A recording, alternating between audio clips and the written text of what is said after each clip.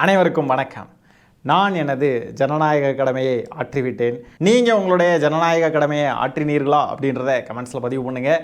இந்த காணொலியில் நம்ம நிறைய சுவாரஸ்யமான விஷயங்கள் பார்க்க போகிறோம். முதலாவதாக மாலை 5 மணி நிலவரப்படி நான் சொல்கிறேன். தமிழ்நாட்டில் எத்தனை சதவீதம் வாக்குப்பதிவு நடந்திருக்கு அப்படின்னு பார்த்தீங்கன்னா 82.24% வாக்குப்பதிவு நடந்திருக்கு மாலை 5 மணி நிலவரப்படி. அதிகபட்சமாக கரூரில் 89.32% வாக்குப்பதிவு நடந்திருக்கு. நான் சொல்கிறது மாலை 5 மணி நிலவரப்படி நான் சொல்லிக்கிட்டு இருக்கேன். இதில் ஊடகங்களும் அணில் குஞ்சுகளும் பார்த்தீங்கன்னா வரலாறு காணாத வாக்குப்பதிவு நடந்திருக்கு, அதிகமான ஓட் பர்சன்டேஜ் இந்த தடவை தான் வந்திருக்கு, இது வரைக்கும் இப்படி நடந்ததே கிடையாது தமிழ்நாட்டில் அப்படின்லாம் சொல்லிக்கிட்டு இருக்காங்க. இதுக்கு காரணம் விஜயுடைய அலைதான், விஜயுடைய சுனாமி தான் அப்படின்லாம் அணில் குஞ்சுகள் பேசிக்கிட்டு இருக்காங்க. உண்மையாலுமே விஜய் சுனாமியா? உண்மையாலுமே விஜயால தான் இந்த டிஃப்ரென்ஸா, இந்த ஓட் பர்சன்டேஜில் டிஃப்ரென்ஸா அப்படின்னு கேட்டிங்கன்னா இல்லை. நான் ரொம்ப சிம்பிளாக சொல்கிறேங்க. இதே 5 மணி நிலவரப்படி 2021 73.63% வாக்குப்பதிவு நடந்திருக்கு. 2026 82.24% வாக்குப்பதிவு நடந்திருக்கு. 2021 மொத்த வாக்காளர்களோட எண்ணிக்கை பார்த்தீங்கன்னா 6,28,23,749. இப்போ பார்த்தீங்கன்னா எஸ்ஏஆர் நடந்திருக்குல்ல, எஸ்ஏஆர் முடிஞ்சு பார்த்தீங்கன்னா 5,73,43,291 வாக்காளர்கள் தான் இந்த தடவை. ஸோ எஸ்ஏஆர்னால வாக்காளர்களுடைய எண்ணிக்கை கம்மியாக இருக்குது. இதை முதல்ல புரிஞ்சுக்கோங்க. ரெண்டாவது, பதிவான வாக்குகள் 5 மணி நிலவரப்படி பாருங்கள். இந்த தடவை 4,71,60,321 வாக்குகள். 2021 அதே 5 மணிக்கு 4,62,56,553. கிட்டத்தட்ட பார்த்தீங்கன்னா 9 லட்சம் வாக்குகள் இப்போ அதிகமாக பதிவாயிருக்கு இதே 5 மணி நிலவரப்படி. எஸ்ஐஆர் நடக்கிறதுக்கு முன்னாடி மொத்த வாக்காளர்களுடைய எண்ணிக்கையின் போது இருந்த அந்த சதவீதம் இருக்கு பாருங்க, 73.63%. அதையும் இப்போ எஸ்ஐஆர் நடந்ததுக்கு பிறகு 82.24 இருக்குது 5 மணிக்கு அப்படின்றதுனால அதையும் நம்ம கம்பேரே பண்ண முடியாது. 2021 இந்த எஸ்ஐஆர் நடக்கிறதுக்கு முன்னாடி இருந்த வாக்காளர்களுடைய எண்ணிக்கை இருக்குது பாருங்கள், அந்த டோட்டல் வாக்காளர்கள் எண்ணிக்கையில் இப்போ வர மாதிரி 82.24% இதெல்லாம் வந்திருந்துச்சு அப்படின்னு சொன்னால் நிறைய வந்திருக்கு, ஐயோ என்ன இது வழக்கத்துக்கு மாறாக வந்திருக்கே அப்படின்னு சொல்லி நம்ம யோசிக்கலாம். ஆனால் இப்போ எஸ்ஐஆர் நடந்ததுக்கு பிறகு தான் இந்த கவுண்ட் வந்திருக்குன்றதுனால இது ஒன்றும் பெரிய ஆச்சரியம் இல்லை. ஆனாலும் நீங்கள் கேட்கலாம், என்னப்பா போன தடவை 5 மணி நிலவரப்படி இருந்ததை விட இப்போ ஒரு 9 லட்சம் 10 லட்சம் ஓட்டு அதிகமாக தானே வந்திருக்கு, அதுக்கு என்ன சொல்கிற அப்படின்னு கேட்டிங்கன்னா இது வழக்கமாக நடக்கிறது தான். வழக்கமாக எல்லா தேர்தலுக்கும் நீங்கள் பார்த்தீங்கன்னா ஒரு 15 - 30 லட்சம் வாக்குகள் அதிகமாக தான் வரும் எப்போவுமே. ஏன்னா நியூ ஓட்டர்ஸ் புதுசாக உள்ளே வருவாங்க. ஏன்னா 5 வருஷம் கேப் இருக்குது. இதில் 18 வயசு தாண்டி வரக்கூடியவங்கலாம் ஓட்டர் ஐடியை எடுத்துகிட்டு புதுசாக ஜாயின் பண்ணுறப்போ அவங்களுடைய வாக்குகளும் உள்ளே சேர்றப்போ அப்போ கணக்கு ஏறதானே செய்யும் எப்படி பார்த்தாலுமே. ஸோ இது ஒன்றும் பெரிய டிஃப்ரென்ஸ் எல்லாம் கிடையாது. அப்படியே விஜய் வந்ததுனால அப்படியே புதுசாக என்னமோ சுனாமியெல்லாம் வந்துருச்சு, விஜய் சுனாமி அப்படின்றானுங்க. அதெல்லாம் ஒரு மண்ணும் கிடையாது. சரி, இப்போ இந்த கணக்கு வழக்குகளை எல்லாம் நம்ம மே 4ஆம் தேதி பார்த்துக்கலாம், சரியா? அன்னைக்கு நம்ம சரவடியாக வெடிக்கலாம். இன்றைக்கி நம்ம என்ன பார்க்க போகிறோம்னு பார்த்தீங்கன்னா அணில் குஞ்சுகள் என்னெல்லாம் பண்ணியிருக்காங்கன்றதை பார்ப்போம் இந்த தேர்தலில். ஏன்னா நிறைய ஃபன் பண்ணி வச்சுருக்காங்க. வீடியோ ஸ்கிப் பண்ணாமல் ஃபுல்லாக பாருங்கள். முதலாவதாக பார்த்தீங்கன்னா நம்ம நேற்றுக்கே ஒரு காணொலி போட்டு அதிலேயே சொல்லியிருப்போம். என்னென்னு பார்த்தீங்கன்னா அணில் குஞ்சுகள் இந்த மாதிரி வீடியோ எடுக்க பிளான் பண்ணியிருக்கானுங்க. வாக்குச்சாவடிக்குள்ளே ஓட்டு போடுறத வீடியோ எடுத்து ஸ்டேட்டஸ் ரீல்ஸ்லாம் போடலான்னு சொல்லி பிளான் பண்ணியிருக்கானுங்க அப்படின்னு நம்ம சொல்லியிருந்தோம். எல்லாரும் எச்சரிக்கை விடுத்தாங்க, நியூஸ் சேனல்ஸும் நியூஸ்லாம் போட்டாங்க. அதையும் மீறி பார்த்தீங்கன்னா இன்றைக்கி சில அணில் குஞ்சுகள் உள்ளே போய் வீடியோ எடுத்திருக்கானுங்க. வசமாக சிக்கிட்டானுங்க, நிறைய பேர் கைதாகிருக்கானுங்க.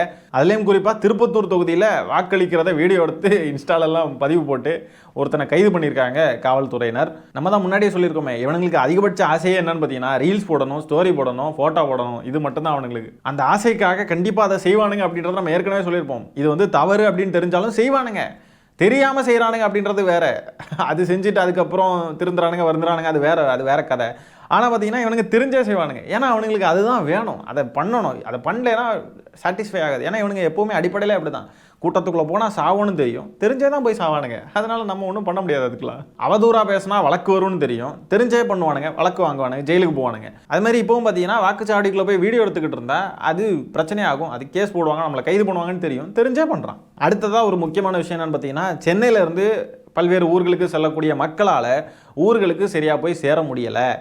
நேற்றுக்கு அதாவது 22ஆம் தேதி வாக்குப்பதிவு நடக்கிறதுக்கு முந்தின நாள் பார்த்தீங்கன்னா மக்கள்லாம் ஊருக்கு போகிறதுக்காக பேருந்து நிலையங்களுக்கு போயிருக்காங்க. ஆனால் பேருந்துகள் இல்லை அப்படின்றது தான் இப்போ குற்றச்சாட்டு.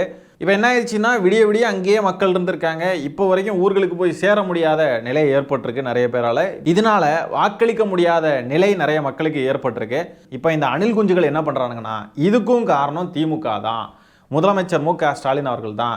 இதனாலேயே திமுகவை ஆட்சியை விட்டு அகற்ற வேண்டும் அப்படின்னு சொல்லிலாம் புலம்பிக்கிட்டு கிடக்குறானுங்க தற்குறிகள். இப்போ இந்த அணில் குஞ்சுகள் என்ன நினச்சிக்கிட்டு இருக்கானுங்கன்னா, அந்த கிளாம்பாக்கம் பேருந்து நிலையத்தில் இருக்கிற எல்லாமே அணில் குஞ்சுகள் தான் அப்படின்னு நினச்சிக்கிட்டு இருக்கானுங்க போல இருக்கு.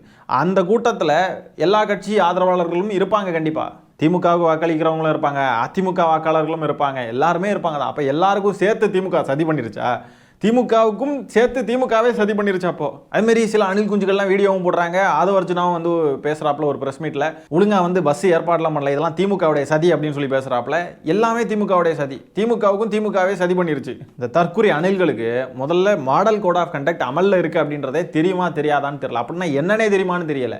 எல்லா முடிவெடுக்கும் அதிகாரமும் இன்க்ளூடிங் காவல்துறையும் கூட எல்லாமே தேர்தல் ஆணையத்தின் கட்டுப்பாட்டில் தான் இருக்குன்றதே தெரியாம தற்குறிகள் திமுக இப்போ கடந்து உருண்டுகிட்டு கிடக்குறானுங்க. இது எதுக்காகன்னு பார்த்தீங்கன்னா வேற ஒன்றும் கிடையாது. மே 4ஆம் தேதி தோக்க போகிறது உறுதின்றது நல்லா தெரிஞ்சு போச்சு. அதனால இப்போவே அதுக்கான முட்டு கொடுக்கக்கூடிய ரீசன்ஸ் எல்லாம் கண்டுபிடிச்சி வச்சுக்கிட்டு இருக்கானுங்க. மே 4ஆம் தேதி தோத்து போனதுக்கு அப்புறம், மண்ணை கவனதுக்கு அப்புறம் இதை சொல்லலாம் இல்லையா? அன்னைக்கு கிளாம்பாக்கத்தில் மட்டும் பஸ்ஸு கரெக்டாக இருந்து ஊர்களுக்கெல்லாம் எங்கள் அணில் குஞ்சுகள் போயிருந்தா நாங்கள் தான் ஜெயிச்சிருப்போம் தெரியுமா அப்படின்னு சொல்லுவாங்க. எது கிளாம்பாக்கத்தில் நிற்கக்கூடிய ஒரு 10-15 அணில் குஞ்சுகள். மற்றது எல்லாம் பார்த்தீங்கன்னா மக்கள் தான், பொதுமக்கள். இந்த 10-15 அணில் குஞ்சுகள் மட்டும் வாக்களிச்சிருந்தா நாங்கள் ஜெயிச்சிருப்போம்னு புதுசாக உருட்டுவானுங்க பாருங்க. கேள்வி கேட்க வேண்டியது தேர்தல் ஆணையத்தை. ஆனால் இவனுங்க இதையும் அரசியலாக்கணும் அப்படின்ற பேரில், இதையும் திமுக பேரில் எழுதி முதலமைச்சர் மு.க. ஸ்டாலின் இதனாலேயே வந்து மறுபடியும் ஆட்சிக்கு வரக்கூடாது அப்படின்னு சொல்லிட்டு பிரச்சாரம் பண்ணிக்கிட்டு இருக்காங்க தற்குறிகள். யோசிச்சு பாருங்க, பொங்கல், தீபாவளி போன்ற விடுமுறைகளின் போதெல்லாம் மக்கள்லாம் ஊர்களுக்கு போவாங்க. அந்த நேரமும் இந்த மாதிரி மக்கள் அதிகமாக ஒரே நேரத்தில் போகிறப்போ பஸ் கிடைக்கல அப்படின்ற குற்றச்சாட்டுகள்லாம் இருக்கும். ஆனால் என்னதான் குற்றச்சாட்டு இருந்தாலும் எப்படியாவது ஊர்களுக்கு போய் சேர்ந்துருவாங்க மக்கள். அதுக்கேற்ற விஷயங்களை அரசு ஏற்படுத்தி கொடுத்துருக்கு இல்லையா? ஊர்களுக்கே போகாமல் நடுராத்திரி ஃபுல்லாக பஸ் ஸ்டாண்ட்லேயே கிடந்து இல்லைனா திருப்பி வீட்டுக்கு ரிட்டர்ன் ஆகி அந்த மாதிரிலாம் ஆனது கிடையாது. எல்லாருமே ஊர்களுக்கு அவங்கவுங்க வீடுகளுக்கு போய் சேருவாங்க. இப்போ திமுக கிட்ட அதிகாரம் கிடையாது, தேர்தல் ஆணையத்துக்கிட்ட தான் அதிகாரம் இருக்குது. அப்போ கேள்வி கேட்க வேண்டியது அவங்கள பார்த்து தான். இவனுங்க திமுகவை பற்றி கேட்டுக்கிட்டு இருக்கானுங்க. இதுக்கு தான் இவனுங்களை கடைந்தெடுத்த தற்குறிகள்னு சொல்லிக்கிட்டே இருக்கும். திமுக கிட்ட அதிகாரம் இல்லைன்னு சொன்னால் இதுதான் நிலைமை. அதிகாரிகள் ஒழுங்காக செயல்படவே இல்லை. இதுவே திமுக கிட்ட அதிகாரம் இருந்துச்சுன்னு சொன்னா எப்படியாவது மக்களை ஊர்களுக்கு கொண்டு போய் சேர்த்திருக்கும். இந்த நேரத்தில் முதலமைச்சரால் முடிவெடுக்க முடியுமா? போக்குவரத்து துறை அமைச்சரால் முடிவெடுக்க முடியுமா? எதுவுமே முடியாது. இவங்களால இப்போதைக்கு முடிவெடுக்க முடியாதுன்றது தெரிஞ்சும் கூட இவனுங்கெல்லாம் இதை வந்து இவனுங்களுடைய அரசியல் லாபத்துக்காக பேசுறாங்கன்னா இவங்க எப்படிப்பட்ட இழிவான பிறவைகள்ன்றதை பார்த்துக்கோங்க. இதில் வேற விஜய் வந்து தேர்தல் ஆணையத்துக்கு லெட்டர்லாம் எழுதி அனுப்பியிருக்காரு. இந்த மாதிரி எங்களுக்கு ஒரு 2 மணி நேரம் எக்ஸ்ட்ரா ஆக்கி கொடுங்க, ஓட்டு போடக்கூடிய நேரத்தை நீட்டிக்கணும் அப்படின்னு சொல்லிட்டு இவர் வந்து கோரிக்கை வச்சிருக்காரு. இவங்க இஷ்டத்துக்கு எல்லாரும் வளைஞ்சு கொடுக்கணும். தேர்தல் ஆணையமும் சரி, கவர்மெண்ட்டும் சரி, எல்லாரும் வளைஞ்சு அப்படியே இவங்களுக்கு ஏற்ற மாதிரி சாதகமாக இருக்கணும். ஏன் ஒரு 2 மணி நேரம் கொடுத்த உடனே மட்டும் என்ன ஆகிற போகுது? எவ்வளோ நேரம் கொடுத்தாலும் சரி, நீங்கள் நைட்டு 12 மணி வரைக்கும் ஓட்டு போட்டாலும் சரி, உங்களுக்கு ஒரு பிரயோஜனம் இல்லை, ஒரு பயனும் இல்லை. அதனால அடுத்ததாக பார்த்தீங்கன்னா இந்த கிளாம்பாக்கம் பேருந்து நிலையத்தில் பொதுமக்களுக்கு அவ்வளோ தொந்தரவு. இந்த அணில் குஞ்சுகள் கடந்த டிவிக்கேன் கத்தி ஒரே அராஜகங்க. சிவிக் சென்ஸ்ன்றது சுத்தமாக கிடையாது இந்த தற்குறிகளுக்கு. இந்த காணொலியை பாருங்கள்.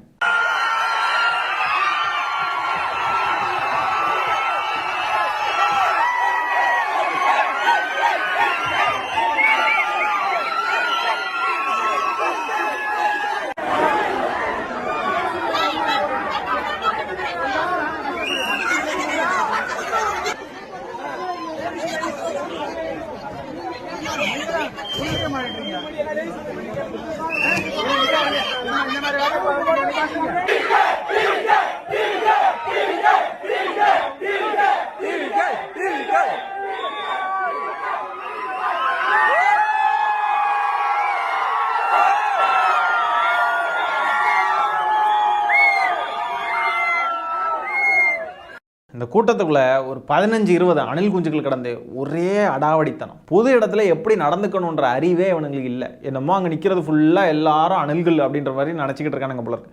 வேற கட்சிக்கு வாக்களிக்கிறவங்க இருப்பாங்க, வேற கட்சியை சார்ந்தவங்க இருப்பாங்க, எல்லாரும் இருப்பாங்க. நம்ம பொது இடத்துல இருக்கோம், இது ஒன்றும் நம்மளுடைய கட்சி ஆஃபீஸ் கிடையாது, இது ஒன்றும் நம்மளுடைய கட்சி கூட்டம் கிடையாது அப்படின்ற அறிவே இல்லாமல் போகிற இடத்துல எல்லாம் கடந்து டிவிக்கேன்னு கடந்து டீ வித்துக்கிட்டு கிடக்குதுங்க.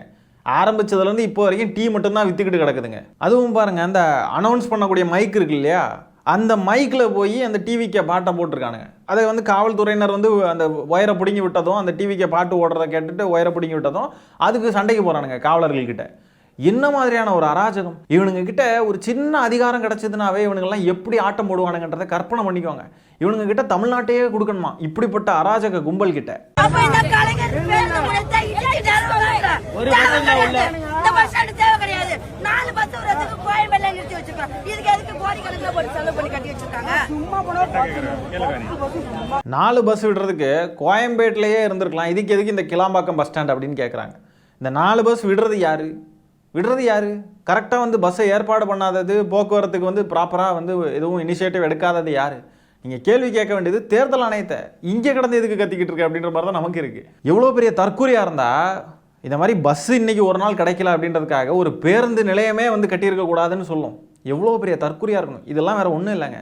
கலைஞர் அவர்களுடைய பேரை அந்த பஸ் ஸ்டாண்டுக்கு வச்சதுனால இந்த தற்கொலைகளுக்கெல்லாம் வன்மம், வேறு ஒன்றும் கிடையாது. அது மட்டும் இல்லாமல் திமுக வந்து இந்த பஸ் ஸ்டாண்டை இவ்வளோ அழகாக செஞ்சிருச்சே, பார்க்கவே ஒரு ஏர்போர்ட் மாதிரி இருக்குதே, உலக தரத்தில் இருக்கே அந்த பஸ் ஸ்டாண்டு, அவ்வளோ அழகாக இருக்கே, அவ்வளோ பெரிய ஏரியாவில் சூப்பராக செஞ்சுருக்காங்களே அப்படின்ற வன்மத்தை தவிர வேறு ஒன்றும் கிடையாது. யாராவது பொதுமக்களில் யாராவது ஒரு நாள் பஸ்ஸு வரல, போக்குவரத்து கொஞ்சம் கஷ்டமாயிருச்சுன்றதுக்காக ஒரு பஸ் ஸ்டாண்டே இருந்திருக்கக்கூடாது, கட்டியிருக்கவே கூடாதுன்னு சொல்லுவாங்களா? பொதுமக்கள் சொல்லுவாங்களா? எப்படி? இந்த தற்கொலைகளுக்கு வன்மம் மட்டும்தான், வேறு ஒன்றும் கிடையாது.